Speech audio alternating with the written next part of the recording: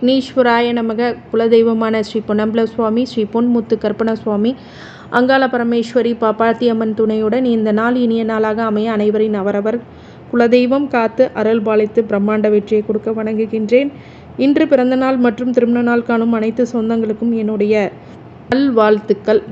ஸ்ரீவாரி ஆஸ்ட்ரோலேருந்து உங்கள் ஆஸ்ட்ராலஜர் சஃப்னா பேசுகிறேன். இந்த கும்பராசிக்காரங்களுக்கு இந்த அடுத்த 3 வருடங்கள் எப்படி இருக்க போகின்றது? ஜென்ம சனியால் மிகப்பெரிய கொடுமைகளை அனுபவித்து கொண்டு கொடுக்கக்கூடிய கும்பராசிக்காரங்களுக்கு எப்படிப்பட்ட பலன்கள் நடக்கும் அப்படிங்கிறத முழு விவரமாக இந்த காணொலியை ஸ்கிப் பண்ணாமல் பாருங்கள். உங்கள் உற்றார் உறவினர் நண்பர்கள் அனைவருக்கும் பகிர்ந்து பயன் தருமாறு கேட்டுக்கொள்கின்றேன். இந்த 3 வருஷம் நாங்கள் எதுக்காக பார்க்கணும் அப்படிங்கிற கேள்வி கண்டிப்பாக இருக்கும். அடுத்த 3 வருடங்கள் உங்களுடைய வாழ்க்கையில் என்ன நன்மை வரப்போகின்றது, என்ன தீமையான பலன்கள் இருக்க போது, சாதகம் என்ன பாதகம் என்ன, அதன் மூலியமாக நீங்கள் என்ன விஷயங்கள் செய்ய முடியும்,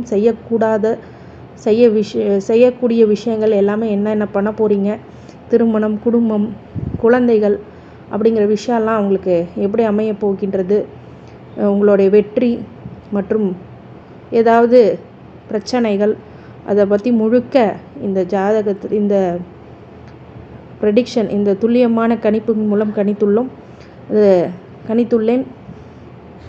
இந்த கும்பராசிக்காரங்கள் முழுக்க இதை பார்த்துட்டு அனைத்து தரப்பு மக்களும், முக்கியமாக ஃபாரினர்ஸ் அவங்களெலாம் பார்த்திங்கன்னா இந்த முழுக்க காணொலியை பாருங்கள். 2024லேருந்து 2025க்குள்ளே என்னென்ன டிரான்சேக்ஷன் நடக்கணும் அப்படின்ற கோச்சார பலன்களை பார்த்துட்டு அடுத்து தசாபுத்திகள் பலன்கள், அப்புறம் பரிகார வழிபாடுகள் மற்றும் இது மாதிரி அனைத்து விஷயங்களும் இந்த வீடியோவில் முழுக்க போட்டிருக்கேன். அதை பாருங்கள்.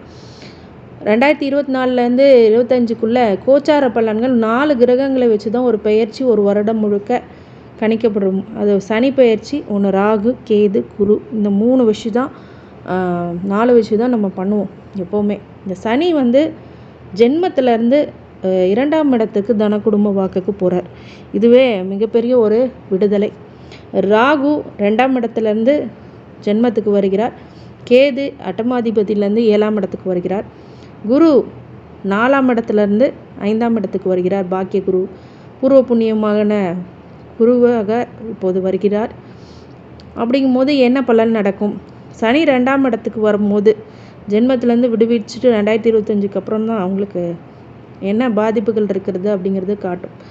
இந்த சனி 2ஆம் இடத்துலேருந்து தன்னுடைய பார்வை பலனால் 4, 8, 11 பார்க்குறதுனால இந்த காலகட்டங்களில் எதில் கவனமாக இருக்கணும் அப்படின்னா, தாயோடைய அனுகூலம் கிடைக்காம போகலாம். தாயோடைய விஷயத்தில் உங்களுடைய ஹெல்த் இஷ்யூஸாக ஆகலாம், இல்லை உங்களுக்கு சப்போர்ட் பண்ணாமல் போகலாம். ஓகேங்களா? அதே மாதிரி உங்களுடைய சொத்து சுகத்தில், வருமானத்தில் அப்படிங்கிறதுல வம்பு வழக்குகளை ஃபேஸ் பண்ண வேண்டியதாக இருக்கும். 8ஆம் இடத்தையும் பார்க்குறதுனால அசிங்கம், அவமானம், கொடுக்கல் வாங்கல பிரச்சனை, ஜாமீன் கையெழுத்து போட்டு மாட்டிக்கிறது, இல்லை பணம் வட்டிக்கு போட்டு ஏமாந்து போகிறது அப்படிங்கிற விஷயம்லாம் இந்த காலகட்டத்தில் பாதிப்புகளாக வரும். லாபத்தையும் கெடுக்கிறார் பார்க்குறாரு அப்படிங்கும்போது அந்த லாபத்தையும் உங்களை தடை பண்ணுறார். அப்படிங்கும்போது அதுவும் உங்களுக்கு கஷ்டத்தை கொடுக்கும். ராகு 2ஆம் இடத்துலேருந்து ஜென்மத்துக்கு வர்றது அவ்வளோ விசேஷமான பலன் இல்லை. ஏன்னா ஜென்ம ராகு வனவாசம் மாதிரி இருக்கும். ராகு தலை மேலே உட்காந்துருக்க மாதிரி இருக்கும். நெற்றி போட்டிலோ இல்லை இந்த முக்கியமான இடத்துலையோ அடிபடுறது அப்படிங்கிறதெல்லாம் நடக்கும். அதனால் தலைப்பகுதியில் கொஞ்சம் கவனமாக இருந்துக்குங்க.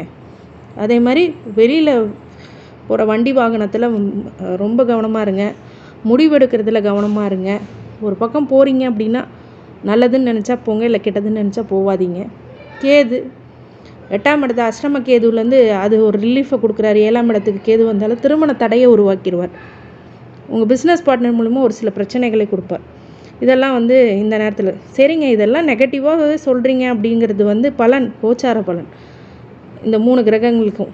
ஆனால் குரு 4ஆம் இடத்துலேருந்து 5ஆம் இடத்துக்கு பூர்வ புண்ணியத்துக்கு வரும். இதனால் என்ன நடக்கும் அப்படின்னா, புத்திர பாக்கியம் கிடைக்கும். திருமணமானவர்களுக்கு புத்திர பாக்கியமாக கிடைக்கும். புத்திரத்து வழியில் மகிழ்ச்சி கிடைக்கும். சரிங்க. அது பார்க்குற பார்வைக்கு பலன் அதிகன்ற அடிப்படையில் 9, 11 உங்கள் லக்னத்தையும் பார்க்குறாரு. பாக்கியத்தையும் கொடுக்க போகிறார். நல்ல பூர்வ புண்ணியத்தில் நீங்கள் பண்ணக்கூடிய எல்லா நன்மைக்கான பலனும் கொடுப்பார். அதே மாதிரி உங்களுடைய மூத்த சகோதர வழியிலும் லாபத்தையும் அதிகமாக கொடுப்பார். லக்னக்காரங்களே, ராசிக்காரங்களே டைரெக்டாக பார்க்கறதுனால உங்களுக்கு சுபிட்சமும் வாழ்க்கையில் என்னென்ன தேவையோ சொல்வாக்கு செல்வாக்கு எல்லாமே அதிகரிக்கக்கூடிய விஷயங்களாக இந்த குரு செயல்படுவார். 2026 சனி 2ஆம் இடத்துக்கு இருக்கார், ராகு முதல் இடத்துல இருக்கிறார் ஜென்மத்தில், கேது 7ஆம் இடத்துல. அதே நிலைமை 2025 26 கண்டினியூ ஆகும். குரு மட்டும் 5ஆம் இடத்துலேருந்து 6ஆம் இடத்துக்கு வரார். 6ஆம் இடத்துக்கு வரும்போது என்ன பார்வை பலன்கள் இருக்கும்? இதே பலன் தான். 2ஆம் இடத்துல தன குடும்ப வாக்கில் கொஞ்சம் பிரச்சனை இருக்குது, ராகு பிரச்சனை இருக்குது. ஆனால் குரு மட்டும் 6ஆம் இடத்துக்கு ரோக குருவாக வரும்போது கடனை வம்பு வழக்குகளை எதிரியாக அதிகம் பண்ணி விட்டுருவாருன்னு பயப்பட தேவையில்லை. பார்வை பலன் நன்மை செய்யும்ன்ற அடிப்படையில் உங்கள் தொழிலில் 10ஆம் இடத்தையும் 12ஆம் இடத்தையும் 2ஆம் இடத்தையும் பார்க்குறேன். அப்படிங்கும்போது தொழில் நல்லபடியாக அமையும், விரயம் சுபவிரயமாக ஆக்கும். 2ஆம் இடத்தையும் பார்க்கும்போது தன குடும்ப வாக்குன்னு ரொம்ப நன்மை அதிகம் அளவுக்கு ஏற்படக்கூடியதாக இருக்கும். அடுத்தது 2027 சனி 2ஆம் இடத்தையும், ராகு 12ஆம் இடத்தையும், கேது 6ஆம் இடத்தையும், குரு 7ஆம் இடத்தையும் இருக்கும்போது குரு 7ஆம் இடத்துக்கு வர்றாரு அப்படின்னா என்ன ஆகும்? ராகுவும் 12ஆம் இடத்துக்கு வந்துடுறாரு. சுப விரயங்களை கொடுக்கக்கூடிய இடத்துல கொஞ்சம் தூக்கமின்மை அப்படிங்கிற பிரச்சனை எல்லாம் வரும். கேது 6ஆம் இடக்கும் போது கொஞ்சம் வம்பு வழக்கு அப்படிங்கிறதுலாம் இருக்கும். சில பேர் நோயோடைய கடுமைகள் இருக்கும், எதிரிகள் உருவாகிற மறைமுக எதிரிகள் உருவாகிறதுனால கோயில் வழிபாடு அப்படிங்கிற விஷயத்தில் கவனமாக இருங்க. குரு 7ஆம் இடத்துல வராரு, 6லேருந்து 7 வரும்போது என்ன பண்ணுவார்? திருமணம் செஞ்சு வைப்பார், நல்லபடியான வாழ்க்கையை கொடுப்பார், இதெல்லாம் பண்ணுவார். அந்த பார்வை பலம் 11ஆம் இடம், 1ஆம் இடம், 3ஆம் இடம் பார்க்குறார். அப்போ லாபத்தையும் கொடுப்பார். ராசிக்காரரே சமசப்தமாக பார்வையான திருமணம், பிஸ்னஸ் பார்ட்னர் வழியில் லாபம், பெண்களால் உங்களுக்கு பெருமை, அப்புறம் உங்கள் மனைவினால் சொத்து அப்படிங்கிறதெல்லாம் உருவாகும்.